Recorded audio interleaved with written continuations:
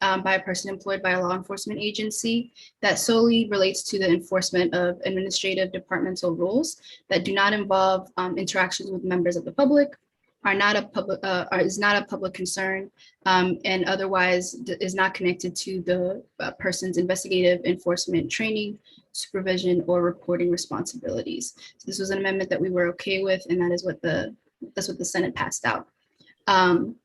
Now in the House with HB 670, Anton's law was amended onto HB 670, but in addition to that, there were other amendments that were included in the bill, which we have concerns will have the potential to create barriers to the public having disclosure over records. So an example of that is the amendment gives the public, the MPIA, the PIA Compliance Board, the power to allow the custodian to deny records if they believe that those records are frivolous, in bad faith, or fictitious. And so we have some concerns about how that could potentially create some barriers, and are working to try to get the House to just concede to what the Senate's version of MPI reform. And that's still ongoing. And that is something we'll get into later about how you all can support us and making that happen. And it's pretty much it for the MPI portion. Thank you so much, Yanette, for that overview. We're now going to hear from Joe, Policy Counsel for the ACLU. Joe? Thank you, Lydia. So our next priority is creating a statewide use of force statute. As many of you know, Maryland right now is one of only 9 states without statutory limits on officer use of force, which means that use of force in Maryland is governed solely by Supreme Court case law, which authorizes force when it's objectively reasonable, which is too low of a bar. We've seen that it completely fails to protect people in Maryland, and it gives way too much deference to the officer to say that force was reasonable under the circumstances. So our main goal was to raise the legal standard to authorize force only when it is necessary after exhausting reasonable alternatives. We also wanted very clear definitions of terms like lethal force to include all the different types of tactics that officers have used to kill people in Maryland. And we wanted to ensure that there's an explicit civil right of action for people against whom force has been used unlawfully. So throughout the summer and fall, we worked closely with Senator Jill Carter and Delegate Deborah Davis to create a really strong statute, which is SB 66 and HB 139. The problem is that the Senate completely gutted our bill. There are a couple of good things in the Senate bill that we like, particularly they amended on Senator Carter's whistleblower protections bill, which is a good thing. However, as far as use of force is concerned, the Senate completely gutted that part of the bill. So first, not only did they fail to raise the legal standard, they actually ended up creating an entirely new standard that is both weak and also unconstitutional. So they established a new definition of excessive force that would allow officers to use force merely to gain compliance or control a situation. So this goes completely against the Supreme Court ruling in Tennessee versus Garner. In that case, the Supreme Court says that, for instance, an officer can't just shoot someone who's running away to prevent them from escaping. There must be probable cause that they pose a significant risk of death or serious physical injury. But in that same situation, under the way that the Senate bill is drafted, an officer would be justified because it is likely necessary to gain compliance and control that situation. The second thing is that the Senate bill says that officers may not intentionally use excessive force. So in addition to weakening the standard, this means that officers would not be held accountable for using excessive force simply because of their negligence. There are still some efforts to create a duty to intervene and provide medical treatment, but even those standards were watered down. And then lastly, there are some training and reporting requirements for law enforcement agencies, but those requirements are tougher to enforce because the Training and Standards Commission would have to find that an agency is out of compliance and then give them an opportunity to become compliant before they're eligible to lose any state funding. So in short, SB 626 is now basically a whistleblower protections bill with an unconstitutional use of force statute and weaker standards that are largely unenforceable. And I think Senator Charles Sidnor said it perfectly when he voted against it. He said, "I don't know how this bill protects me," and he's absolutely right. However, we were much more successful on the House side and basically ended up amending almost all of our entire bill onto the Speaker's bill. So as it currently stands, the legal standard now says that officers may not use force unless it is necessary and proportional, only after exhausting reasonable alternatives, and must stop using force as soon as possible. And officers may not use lethal force unless it's necessary as a last resort, again, also after exhausting reasonable alternatives. There's an explicit civil right of action written into the bill. There are clear definitions from our bill of terms like lethal force, again, to include all of the different tactics that we've seen officers use. There's a duty to intervene, duty to provide medical aid or obtain medical assistance for anyone who's injured in a use of force incident. There are reporting requirements. Officers must fully document all use of force incidents, and supervisors must collect and review all video recordings of use of force incidents. There are training requirements. So the Training and Standards Commission must incorporate into their training curriculum, training on the proper use and level of force as is set forth in the bill, as well as de-escalation tactics and other reasonable alternatives to the use of force. The Training and Standards Commission is also authorized to suspend or revoke certification of officers who violate the use of force statute. And the commission also has to hold agencies accountable for violations of the statute. They have to submit an annual report to the governor and the General Assembly that lists every agency that did not comply with the use of force statute and describe the nature of that violation, and then work with the comptroller and the governor's Office of Crime Prevention to withhold state funding from those agencies. So moving forward, as we go into conference committee, we'll be pushing really hard for the Senate to agree to the House bill with the additional data collection and reporting requirements that are currently in the Senate bill. But I think especially because the bill that came out of the Senate was such a mess and the House did a good job of cleaning it up and actually fighting for it, I think we're in a really good position, and we're hopefully optimistic that this bill will look really strong once it's finally passed. Joe, thank you so much for that recap as we summarize where we stand with the priority our coalition continues to push in use of force. Our coalition has also been continuously fighting for and pushing for police-free schools. And I want to present Monisha from the Public Justice Center, who will be giving us a summary of where we are with the two different legislations. Thank you so much, Lydia. So our fifth demand is to get police out of Maryland public schools and reinvest in interventions that actually support positive student behavior and peaceful conflict resolution. And this too is an issue of racial justice, because we know that Black students face school-based arrests at severely disproportionate rates statewide, even though there's no differences in behavior across race. Basically, police presence in schools is criminalizing children for acting like children, being disruptive or getting into those run-of-the-mill fights, and this is particularly acute for children of color. As Lydia mentioned, the strategy and the demand involved two House bills this year. House Bill 1089 represents really our ultimate goal, a state-level full prohibition on police being stationed in schools and a full shift of the $10 million per year state school police fund to student mental health services, wraparound supports, restorative approaches, all of which have been shown to actually make schools safer.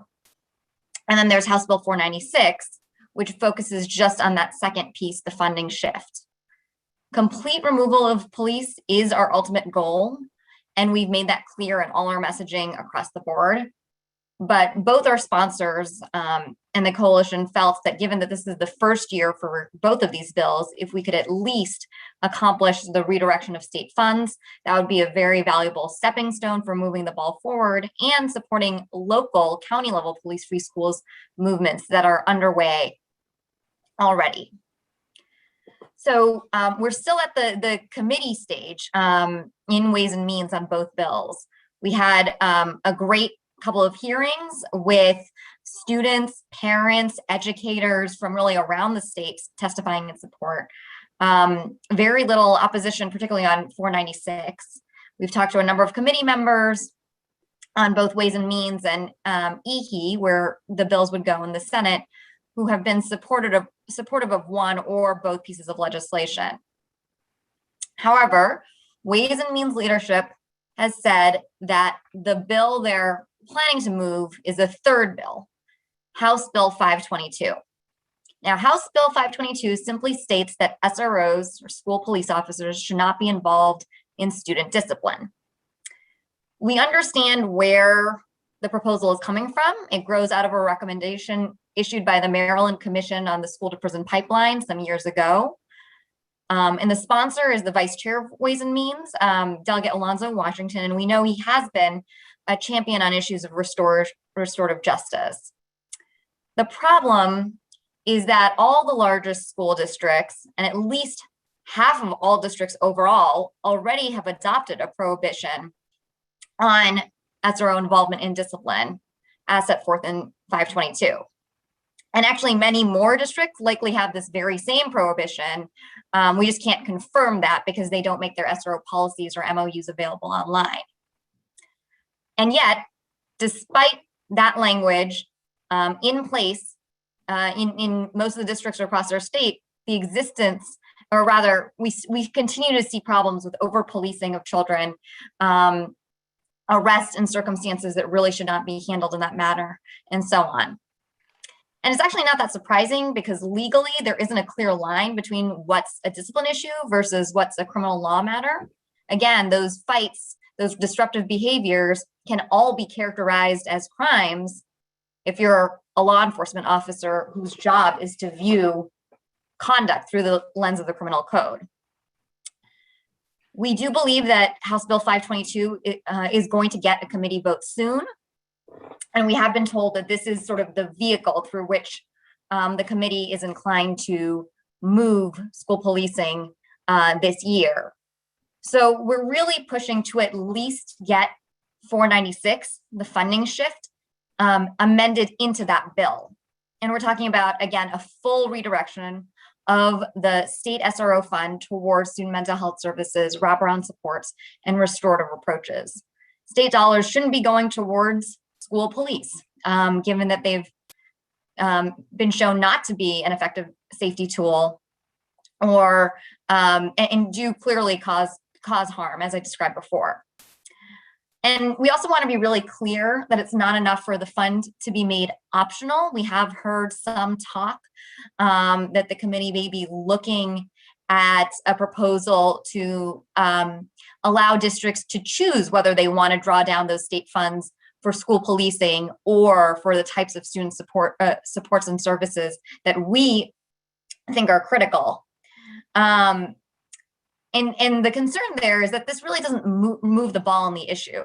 Districts will have no incentive to shift away from school policing if they can still use the money to fund that work. And the worst offenders will continue to use that free money from the state to expand their programs. We've already seen them in some counties expand SROs down to the elementary school level using the state dollars.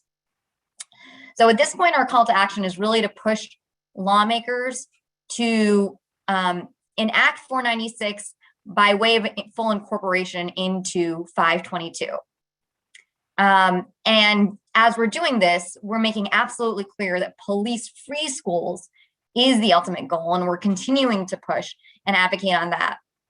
And we'll likely need to come back to Annapolis on that issue next year, by which time we hope to have some gains in certain counties that right now are considering complete abolition of police from their schools. So that's our call to action at this point. And we've got sample language which we can share so that you can get in contact with your lawmakers on this issue. Thanks so much. Thank you so much, Monisha, and thank you so much for also uplifting that call to action. We will now be hearing from Baltimore City community organizer with Organizing Black, Rob. He's going to be talking about bringing local control back of Baltimore City Police Department back in the hands of Baltimore City. Thank you, Lydia, and thank you to all in attendance today. I guess I'll just first start with framing the history. for those of who may not be fully aware, in the 1860s, state officials took control of the BPD after a violent white male nativist party, the Know Nothing Party, gained political power over the city and were engaging in acts of corruption throughout the police department. And over the years, Baltimore officials have tried to regain control of the police department, but haven't really been successful. So we're trying to gain local control, and what that would look like would be allowing the city council to pass ordinances to govern the police department, which we currently cannot do. And it would put Baltimore on par with every other jurisdiction in Maryland, which currently has the control to locally govern their police department. The status of the local control bill in the House and the Senate, SB 786 and HP 1027. They're sponsored by Senator Corey McRae and Delegate Melissa Wells at the request of the mayor of Baltimore, Brandon Scott, would establish BPD as an agency of the city of Baltimore. Essentially, the caveat is the bill would actually only create an advisory board that would review the nature of the transfer and provide recommendations for implementation. And the citizens of Baltimore would have to pass a ballot measure in our next election cycle to fully implement that. That's something that we've kind of understood and agreed upon, that this is what the best that we can get in this particular moment. The composition of the advisory board is as follows. There's one rep from the BPD, one rep from the FOP, the Fraternal Order of Police, 3 community members, 1 city council member, 1 community oversight task force member, 1 civilian review board member, 1 city law department official, and 1 non-voting consent decree monitoring member. The Senate bill passed with amendments and is about to cross over to the House for consideration. In the House, the city delegation approved an amendment that would make the bill like the 2019 local control bill, which passed unanimously and died in the Senate. And this has not yet been discussed or given a vote in the Judiciary Committee. Essentially, what we demand is to bring the local control back to the city of Baltimore. And while we understand there's a slight difference between the Senate and House bills, we want to be very clear that our goal remains the same. Ensuring that local control of the Baltimore City Police Department is achieved as soon as possible. And that is up to both Baltimore City leadership and the state leadership to work together to ensure that it passes the session. It's kind of ironic that the racism and the white supremacy of the Know Nothing Party is what led to state control of our police department, and that the state control serves to uphold racism and white supremacy today. The people of Baltimore want and deserve the same as every other Maryland jurisdiction, local control. And we know that the time to get it is now in this particular moment. But in this moment, we actually need collaboration and action for our elected officials. So our call to action is really just to call and email all of your elected officials and push them to pass local control as soon as possible.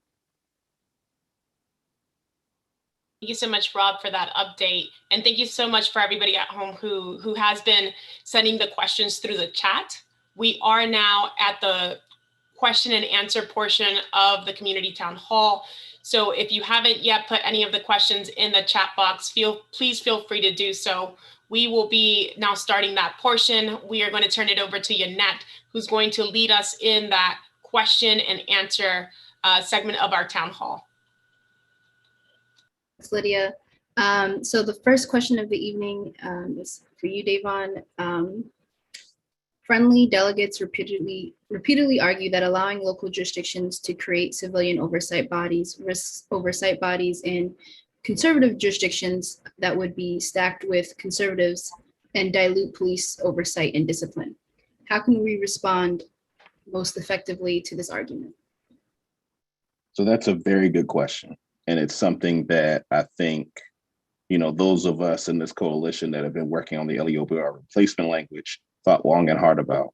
It's important for those of you who are interested in that question to remember that that House Bill 670 mandates the creation of police accountability boards throughout the state.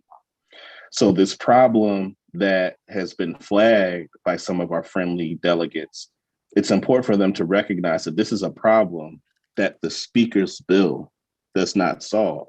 And in fact, because they mandate the creation of these police accountability boards, that is actually more of a problem with what the House has passed than what it is that we have proposed.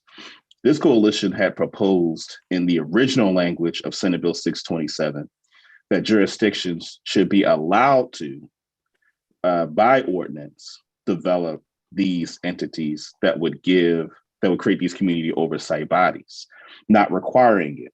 Because if you require it, then that's where you run into the problem that the question implies around conservative districts, essentially allowing, this is kind of hyperbolic, but allowing Klansmen to usurp police powers. We suspect that in more conservative districts, they're more likely to be more pro-FOP and more pro-traditional law enforcement.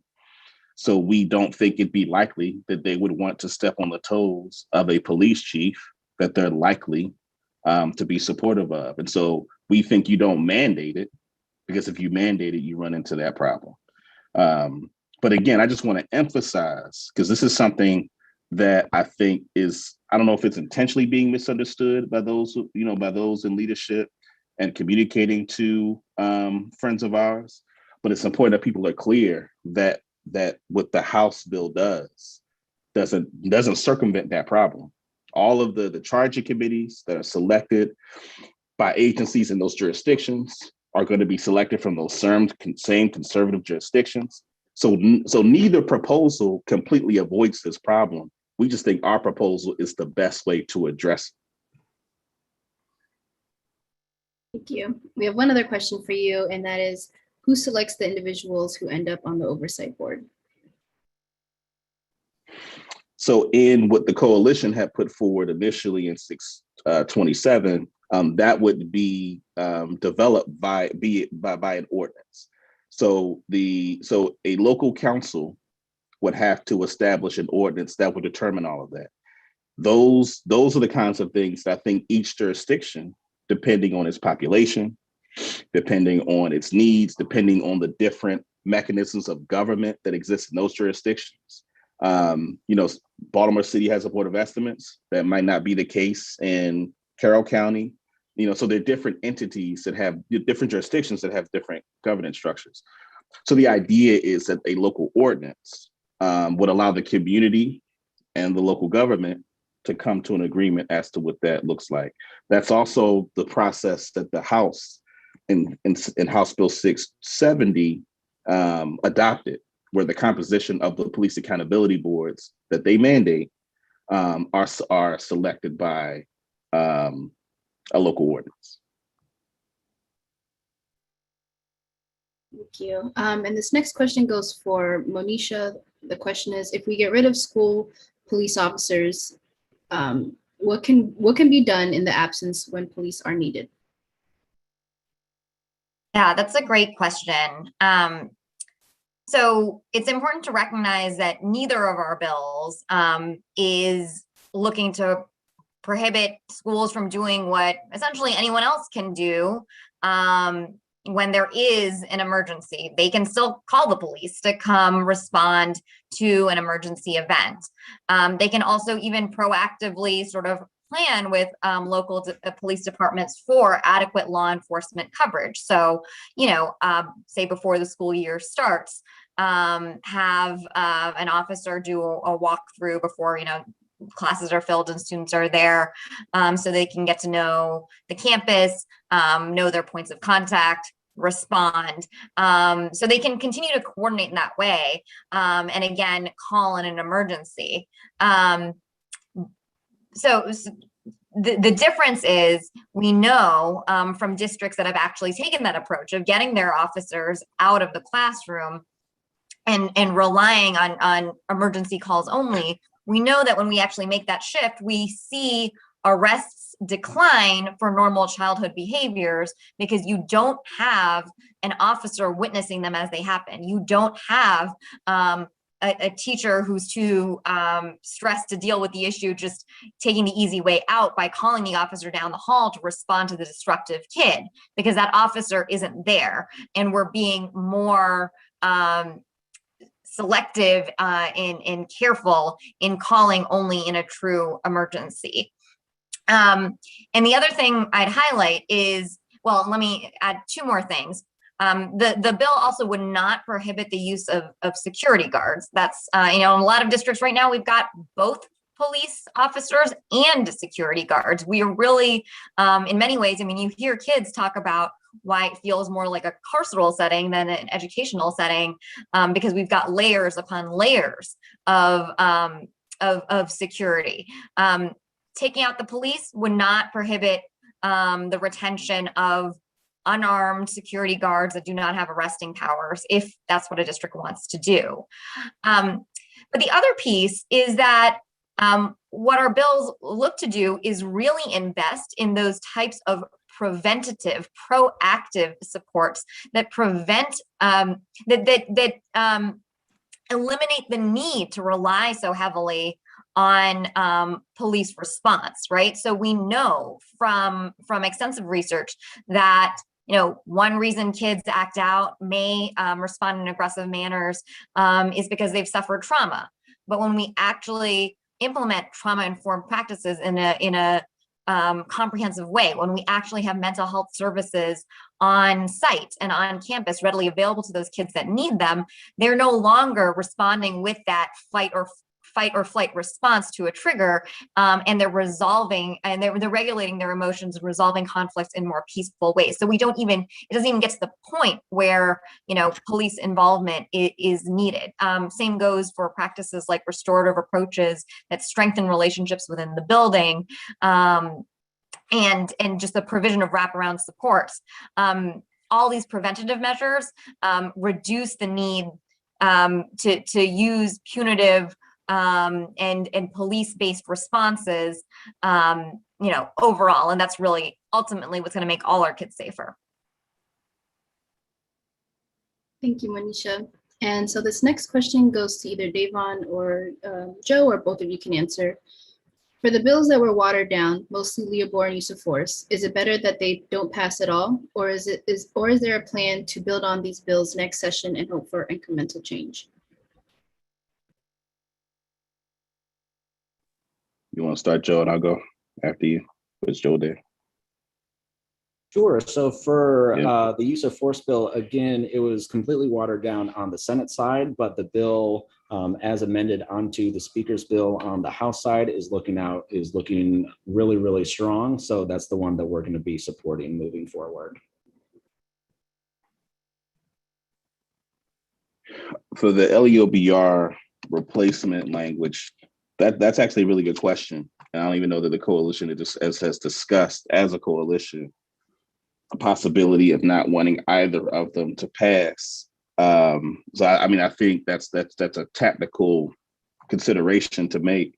I will say though that I think regardless of what happens this session, I think it is the intention of many of the organizations in the coalition to pursue the achievement of community oversight, regardless of what happens, via conference committee and what ultimately passes this session in the future. Thank you. And so this question goes to Rob. Why is it that Baltimore City legislators oppose return of city police to the city? Isn't the cost argument a false one? Returning responsibility to Baltimore should reduce lawsuits, since control could reduce bad actors and behavior by police officers.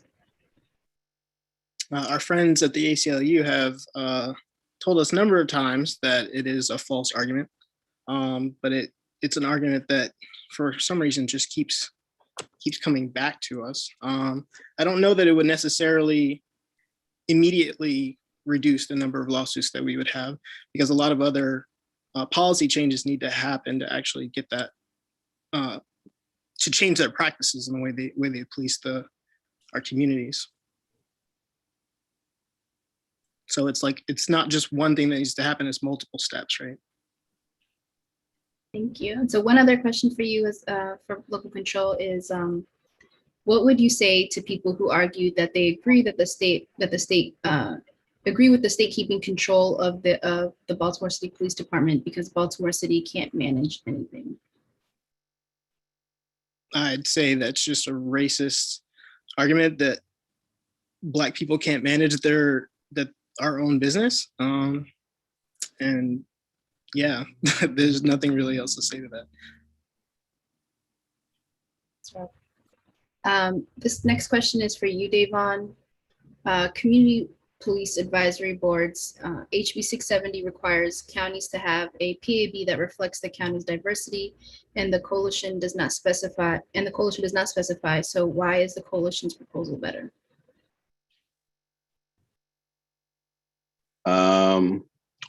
Couple things.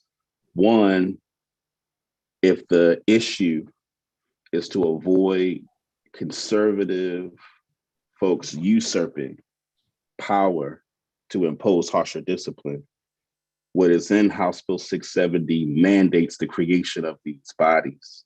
So Black folk of these entities, Black folks or folks of color in those more conservative jurisdictions who are in the minority would be better served with the traditional law enforcement structure and not adding and mandating a body that will be partial in the opposite direction of police accountability. To the particular piece around the requirement to reflect the demographic of the county, number one, that's not something that the bill provides an enforcement mechanism for. And secondly, I don't know that there's any evidence that when you talk about the demographic diversity in the jurisdiction, if it's a majority Black jurisdiction, it's more than likely going to be something that will reflect the people in that jurisdiction if it has to be done via a local ordinance. So that's part of the rationale why that was the process we took, because it provides the greatest ability to more authentically represent the jurisdiction. There's no state sanctioned process or mechanism by which the diversity requirements, and again, in House Bill 670, it doesn't provide like an enforcement mechanism, a metric for how you determine demographics. And ultimately, I think what folks are more concerned about is the power, the community having the power to impose discipline. So an entity that's created by an organized segment of the community that is able to impose its will on a local council, we think that creates better opportunity for accountability than mandating it in bodies that, or in districts that are going to be less partial to the issue of police accountability. Thank you. This might be another question for you as well. I know there was an amendment proposed to add a community review board to the House package. Was that voted down by Judiciary Committee or by all House delegates? Is there a place where we can see where what legislator voted against this amendment? There was an amendment by Delegate Acevedo to give the police accountability boards power to investigate and to adjudicate and impose discipline on law enforcement. So that's the amendment that I'm aware of that was read on the House floor. It was an amendment that was not read or proposed in the subcommittee or the full committee. It was read on the floor. We have no way or no record or to put anybody on the record in terms of who supported it, because the amendment on the floor did not receive a roll call. So we don't have any way of having folks on the record as to who supported it and who did.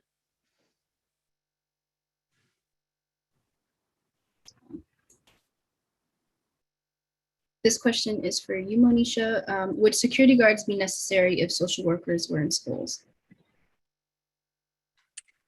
I don't think security guards are necessary. Many schools don't have them. And so that's certainly not sort of the position of the legislation that they're required or that they're needed. It simply doesn't abolish that, option. Neither bill would do that. And yes, you're absolutely right that, part of the reason we're, coming to the General Assembly with these concerns about school policing is because we know across the board and across the state, Maryland falls short of the recommended ratios of social workers to students, counselors to students, nurses to students, school psychologists to students. In every one of those categories, we fall short. Not to mention that, positions like restorative justice coordinators or facilitators simply don't exist at all at most schools. So I absolutely think that if we actually had social workers and other professionals who had the time, who were staffed at a level that they each had the time to attend to students' mental health needs and help them help to resolve conflict and facilitate social emotional growth, which really is part and parcel of school along with the academics, then there would be less need for sort of punitive, law enforcement based security. Thank you for that.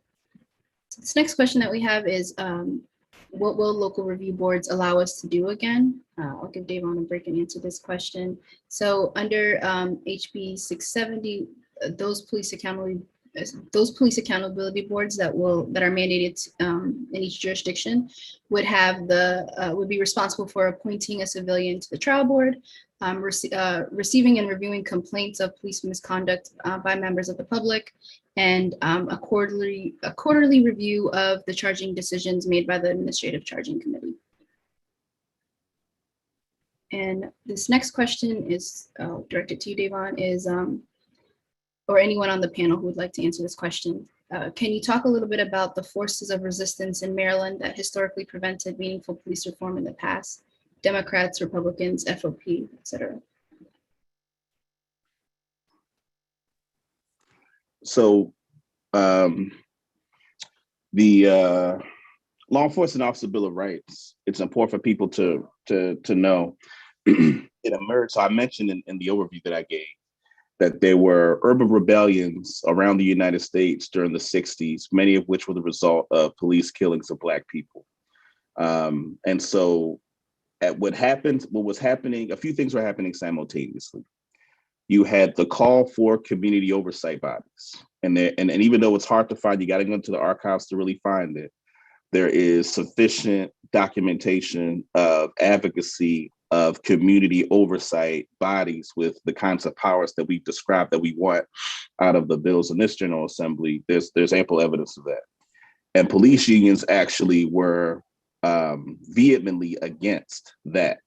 So much so that in a book that they actually produced, Yannette actually found it, so a shout out to Yannette for that.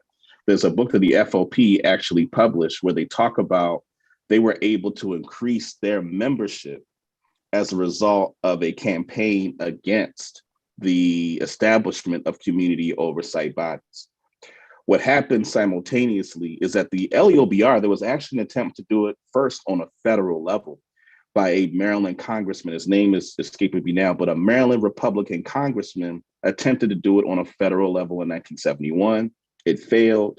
So that's why they tried to then do it here in Maryland and it ultimately passed in 1974.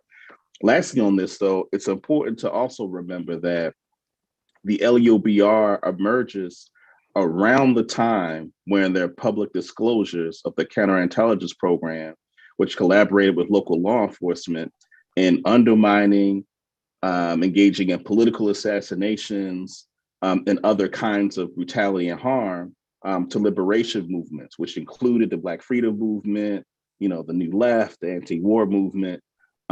So local law enforcement, the public disclosures that local law enforcement was collaborating.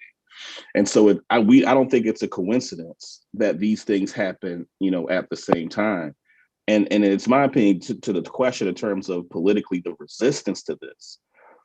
The biggest, I think one of the ways that Republicans and Democrats have overlapped and their interests have converged is on the question of policing. In fact, in many of the more moderate or what we might call purple districts, both in Maryland and the United States, while these are districts that may be more progressive on issues like the environment, on things like LGBTQ issues of public safety and criminal justice, those districts tend to be more conservative on those areas. And I actually think that's one of the biggest problems that we have in Maryland, is that we have certain parts of the state but the Democrats find to be important political strongholds for whom are progressive on other things, but when it comes to public safety and criminal justice, tend to be conservative. And so it's really, and the Democratic Party has a supermajority. So it's really the only plausible explanation as to why it is that all the things that we've talked about on this webinar aren't just no-brainers if we're supposed to be this progressive state. Thank you. Did anyone else on the panel want to take that question? This next one's for you, Monisha. We should be demanding that social workers are also culturally competent. Social workers are also agents of the state. Anything you want to respond to that? Yeah, I think that's right. I agree with you. One thing that 496 does say with respect to schools being able to use the funds to hire social workers and counselors and school psychologists is it says that they should strive to hire these professionals in ways that reflect the demographics of their student body. We got advice from drafting. You can't really draft it stronger than that. You can't sort of require some particular ratio, require that they only hire folks of color, anything like that. But you can sort of include that as one of the measures they're supposed to pursue and that they would report on and so forth. So that's in there. It's part of the bill. It certainly doesn't address in full the cultural competence piece, and I think that's an important part of it. I think a lot of that work would have to be done more at the local level, and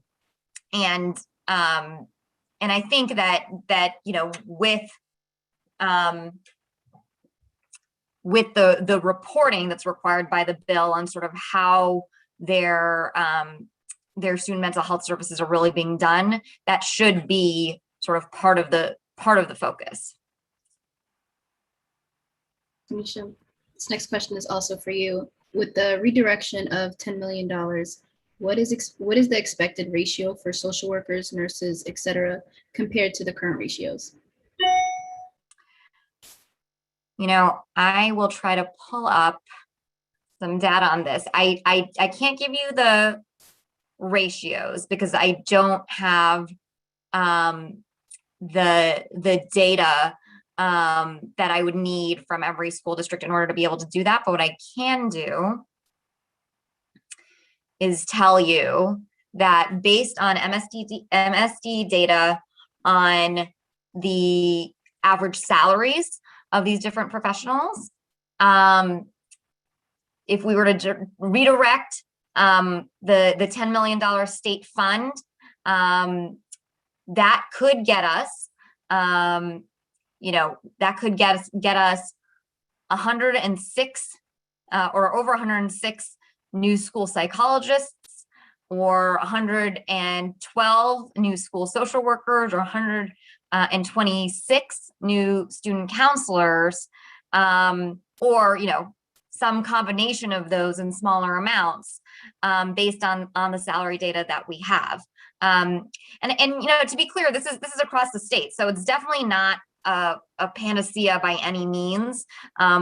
Truthfully, most of the money for SROs comes from local coffers, but it is an important start. As I said, a number of districts have used the state money to expand their SRO programs to more schools, to elementary levels, and in redirecting the funds would allow them to instead of expanding the school policing programs, they could expand their school social work staffing or their counselor staffing actually by greater numbers, because of the relative difference in the salaries between what police are getting paid versus these other positions. I'm happy to share too a great analysis that the Maryland Center for Economic Policy filed in support of our bills that speaks in more specific terms to that trade-off, sort of how could we improve our ratios if we were to reduce our school police presence. Thanks, Manisha. And this next question is for you, Davon. Under the House Leopold repeal bill, can police chiefs discipline officers without appeal to members of the police force?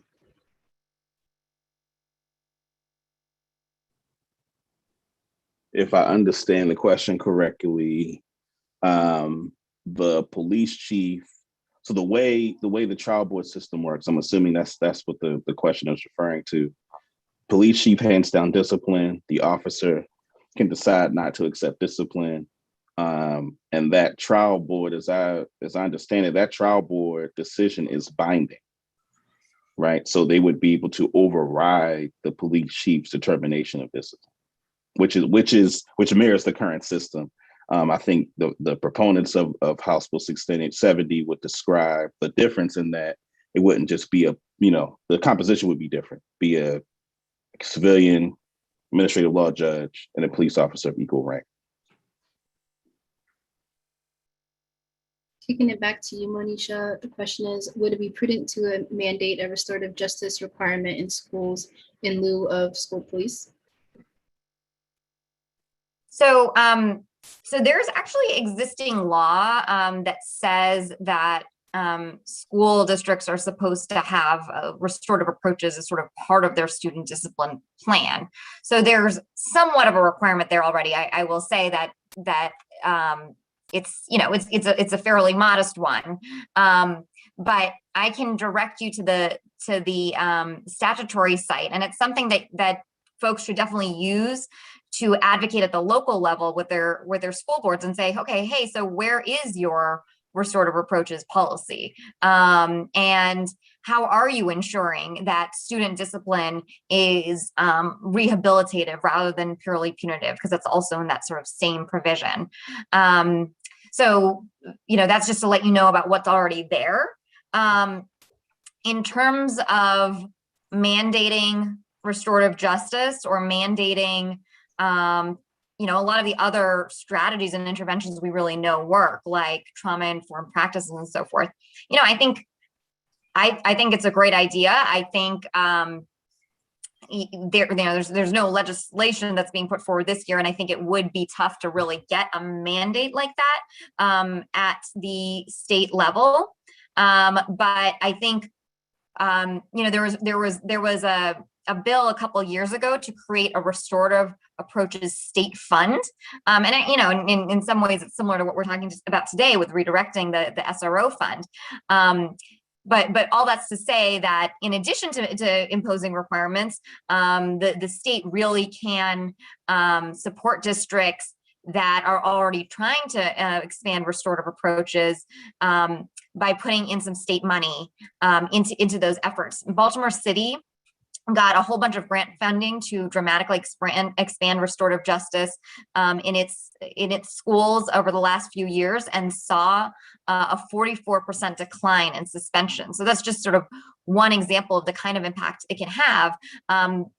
Also an example of how it takes money to really do it in an effective and comprehensive way. So I'd love to see the state bringing back that effort to develop a really robust state fund to support restorative justice in schools.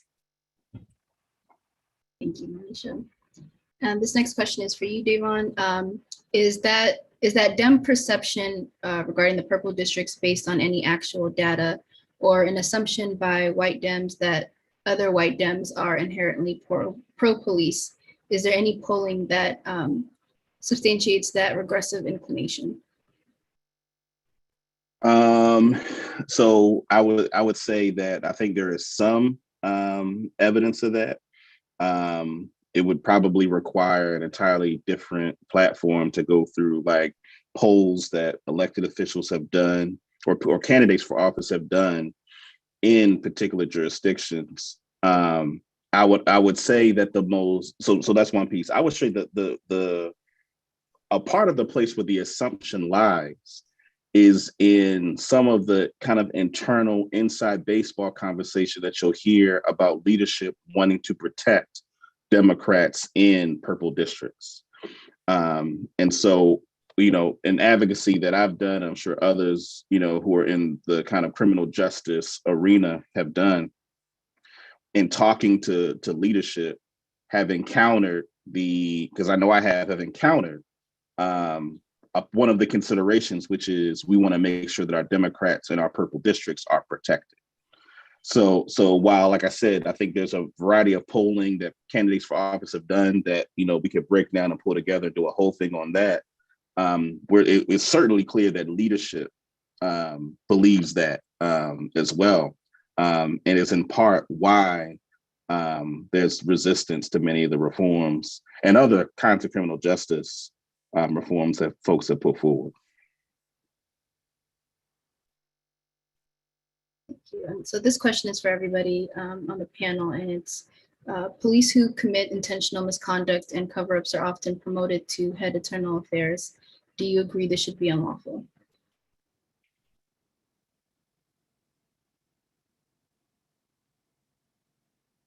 Can you repeat that? Police who commit intentional misconduct and cover-ups are often promoted to head of internal affairs. Do you agree this should be unlawful?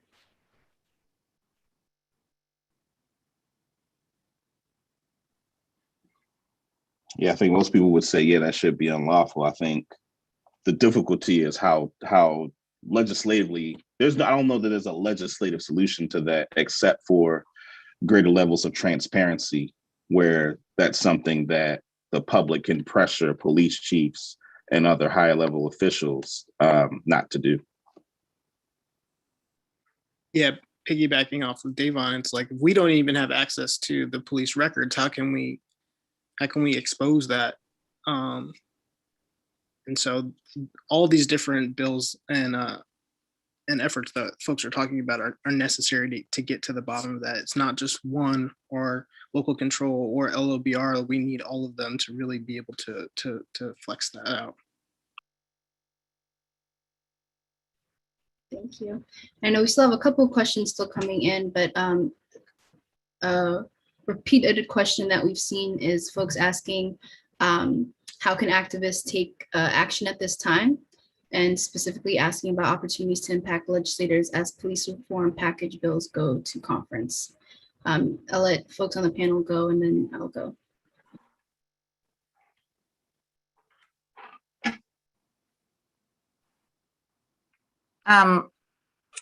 So, I mean, I am sure we'd all say at some level, contact your lawmakers, right? And reiterate these 5 demands, right? ACLU has made it really easy. I see it's been posted in the chat a few times, and I'm sure it's on Twitter and the Facebook feed. You can pull up the toolkits for more information and for sample constituent contact emails and scripts and so forth. And we'll keep those updated with the latest as these things go through different iterations. And I would say at the same time that you're doing that work, which is so important, sort of talk to folks in your own community about these same issues. I'll say with respect to police-free schools, it's not just the sort of usual suspects that are really struggling to come around. There's a lot of folks, parents who, of course, have seen all the stories of horrific school shootings and have been given the standard narrative in this country, which is that the solution is to, increase police presence in our schools. And so they've equated police presence with safety. And so there's an opportunity to really, and that's, I get that, right? And it's really, there's an opportunity to educate, right? And explain that actually, makes sense that one might think that. In fact, it's been studied over the last 40 years. Police presence in schools does not stop school shootings. It does not reduce any type of school-based violence at all. And, just last month, there was a study showing that police presence in schools was actually associated with a 3-fold increase in the number of fatalities resulting from a school shooting. So these things are counterintuitive to folks.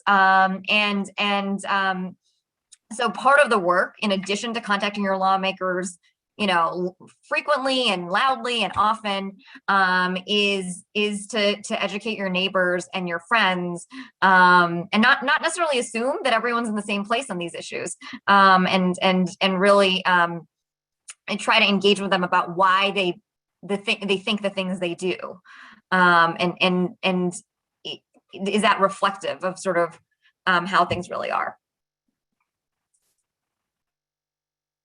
100% agree. Just to add to that, I know usually you would encourage calls, but since everything is kind of virtual, folks are not in their office like they typically would be. So email is the most effective. Like Monisha mentioned, if you go on to the MCJPA.org, that's our coalition website. There are toolkits, scripts, action, social media sample tweets and posts that you can share, but definitely echoing, reaching out to folks who aren't on this call, your neighbors, family members, folks you go to church with, sharing the information with them and encourage them to also push out this information. And if there's, wondering if anybody else on the call had any other additional thoughts they want to share. And if I'm not sure if Manisha said this as well, but social media as well is a great tool as well. So utilize that. There is an updated action alert for conference committee that you all should sign and share. And then in addition to that, a sample toolkit for conference committee as well. And we have a couple more questions. This one is for everyone on the panel. Even in supposedly progressive MoCo, you get difficulty passing police reform, not just purple districts. Does anyone else comment on that?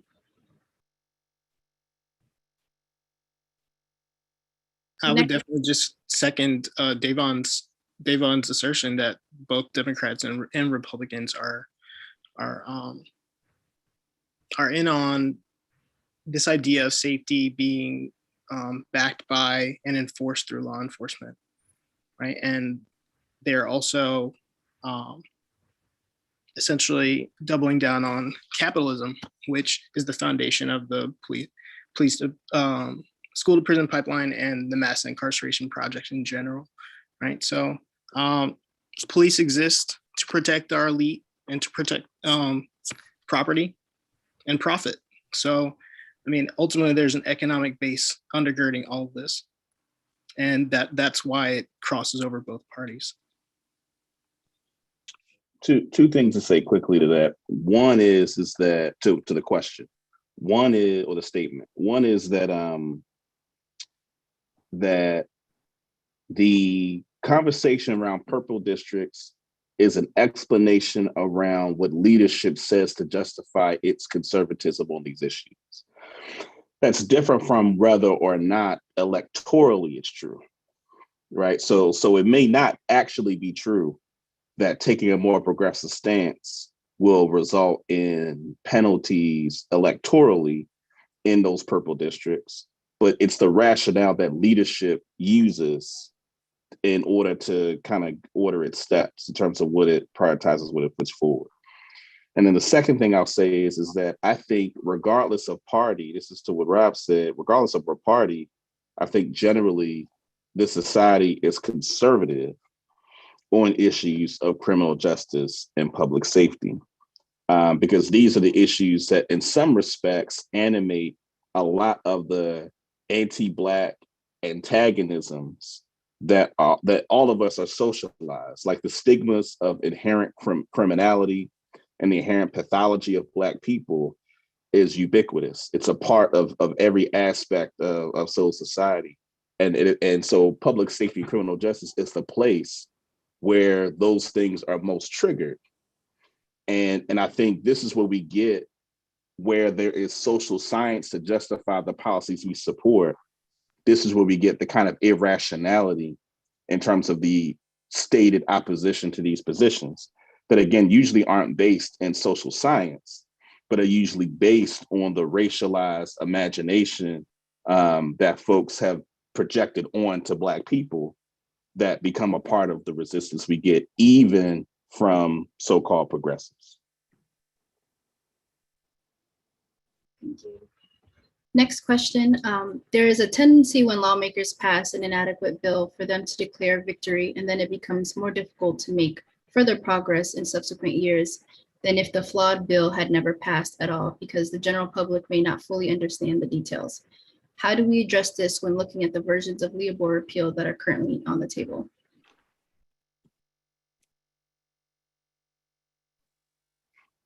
I missed the first part of that question. There is a tendency when lawmakers pass an inadequate bill for them to declare victory, and then it becomes more difficult to make further progress in subsequent years than if the flawed bill had never passed at all, because the general public may not fully understand the details. How do we address this when looking at the versions of Leopold repeal that are currently on the table? I would say that it's generally true that things become harder to pass when the legislature passes like what they would consider landmark legislation. I think that's generally true, but I don't think that we should limit ourselves and our political activity to those moments. So I think that even though we won't get all we want, regardless of what passes, we should continue to press for what we need. And I actually think that the information that we're going to get from the public disclosures will create some ammunition for the need for community oversight.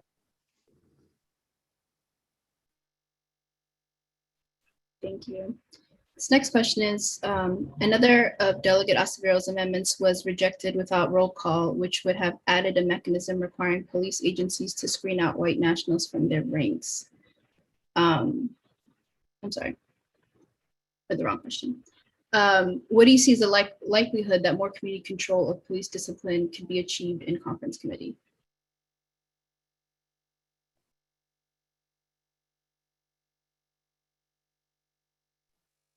What do you think, Yannette? I feel like I'm answering all these. What do you think? I feel like you're going to say that. I think it depends on the pressure that the people put on their legislators. Both the leadership who is, drives the decisions, but also your individual legislators, asking them to speak up on behalf of what your community is asking for. So that's one way to do it. And really, the legislator will go as far as the people push them. I think what you think. I saw a comment or question of whether they actually count how many queries they get from constituents. Yes. Contacting your legislators works. And I saw another piece about whether we should target corporations that back these folks. That is a long game approach. We don't have that kind of time. Right now, you just need to contact your legislators. And I'll just add that with next year being an election year, this is the perfect time to reaching out to your legislators. So definitely just echoing what folks said. It's critical, and it does make a difference. Yeah, and I'll just echoing that. I have been in meetings with lawmakers where they will reference the number of emails they got on an issue. So, and it's not that they're responding to all of these, but that's their staff's job to tally up what they're hearing about, and they do mention it. I can co-sign as a former staffer. That is their job, and it does make a difference when you get volumes of emails on one specific issue. Especially urging them to vote a certain way. So definitely echo that. Next, and we'll probably have to take a couple more questions. This next question is for the group. How active are liberal and non-civil rights based activists on this issue?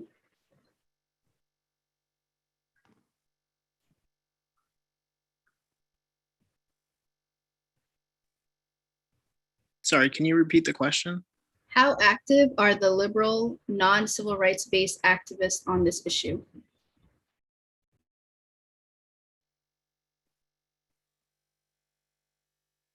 Well, I'm not sure I have an answer to that exactly, but I do think it's really significant that the Maryland Coalition for Justice and Police Accountability includes something like 100 different organizations from around the state some of which certainly are organizations that would define themselves as civil rights organizations, others of which are not. They're youth advocacy organizations, they're organizations focused on democracy. So there's a range of perspective, whether you're concerned about issues of racial justice or of civil liberties. There's folks, I think, coming to this table from different places. And so I think that itself, the membership of this coalition, speaks to that range of perspectives. Not to mention, people who themselves have been impacted directly by the issues we're seeking to address, which is really, I think, ultimately, I don't know if you would call that a civil rights perspective or what. That's a survival perspective, right? And that ultimately is and should be at the heart of this push. This isn't necessarily an answer to the question, but I feel like the question prompts what I'm about to say, which is that I think during this General Assembly, there's been a lot of marching and rallying by a variety of different organizations, both within and adjacent to the coalition. And we've gotten, as a result of that, legislators that are upset because it damages their conception of themselves as progressive champions. And what I want to encourage people to do is continue, because I think the standard has been very low over, just generally, the standard has been very low.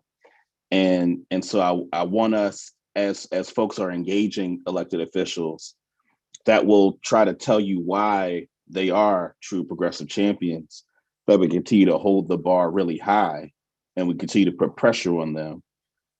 Because it is the coalition's position that we've gotten what we've been able to get as a result of the pressure that folks have put on people in elected office. And this next question is kind of a technical question. The question is, what does it mean for an amendment to be rejected without a roll call? So that just means when there's an amendment put on the floor, it can either be a vote by voice, or they can call a roll call where you see everyone who actually voted on the bill. So if you're paying attention to the floor debate on HB 670, there was a roll call on the Police Free Schools Amendment, but there was not a roll call on the other amendments that Delegate Rosero introduced. And I believe it requires other folks in the body to stand up in order for a roll call to be called. And so I believe there were some Republicans that stood up for the Police Free Schools one, so that one received a roll call. And this other question is, do emails outside of Maryland count to these legislators? So I would say that no, it doesn't. As a former staffer, whenever I got an email and there was an address at the bottom, the first thing I did before responding is checking what district that they live in.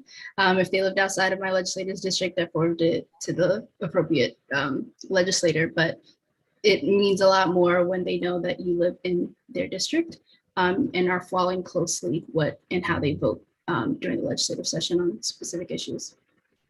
Yeah, and so it's good to put your address down there. So it's very clear that you're in the district of the person you're contacting. And you can go to mdelect.net if you're not sure who your representatives are. You can just put in your address and then you'll get the names and can click on the links for contact information.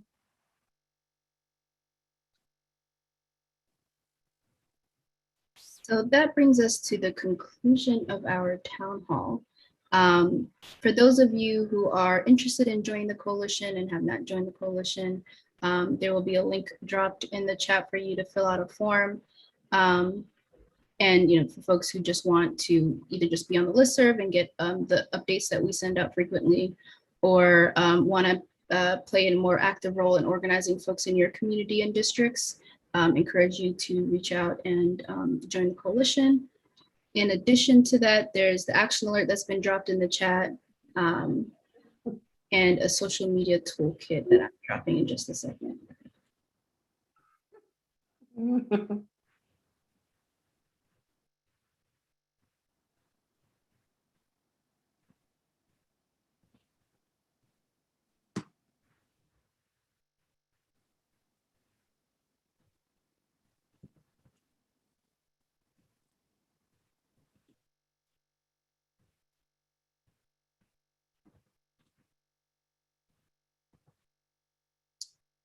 Thanks, everyone. Good night. Thank you.